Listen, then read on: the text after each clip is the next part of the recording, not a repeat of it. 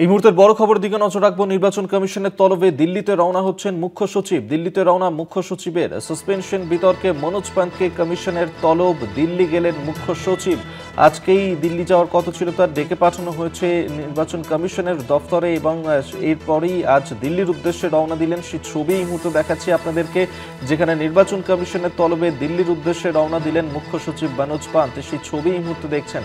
Suspension বিতর্কে মনোজ পান্তকে কমিশনের তলব। দিল্লি গেলেন মুখ্য সচিব। মুখ্য সচিবকে কমিশনে হাজিরার নির্দেশ দেওয়া হয়েছিল, সেই মতোই তিনি কিছুক্ষণ আগেই দিল্লির উদ্দেশ্যে রওনা দিয়েছেন। সেই ছবি এই মুহূর্তে দেখাচ্ছি আপনাদেরকে, যেখানে দিল্লির উদ্দেশ্যে রওনা দিয়েছেন মুখ্য সচিব মনোজ পান্ত এবং তাকে আজকেই ডেকে পাঠানো হয়েছিল দিল্লিতে মুখ্য নির্বাচন কমিশনারের দফতরে। আজ রাজ্যের মুখ্য সচিব তিনি দিল্লির উদ্দেশ্যে রওনা দিলেন। শাকিল মুস্তাক আমাদের সঙ্গে টেলিফোনে রয়েছেন, প্রতিনিধি আরো বিস্তারিত জানবেন। শাকিল। একদমই নির্বাচন কমিশনে তলব করেছে রাজ্যের মুখ্য সচিব মনোজ পান্তকে। তিনি আজকে কলকাতা বিমানবন্দর থেকে দিল্লির উদ্দেশ্যে রওনা দিয়েছেন এবং আজ 5টার মধ্যে তাকে নির্বাচন কমিশনে দেখা করার জন্য বলা হয়।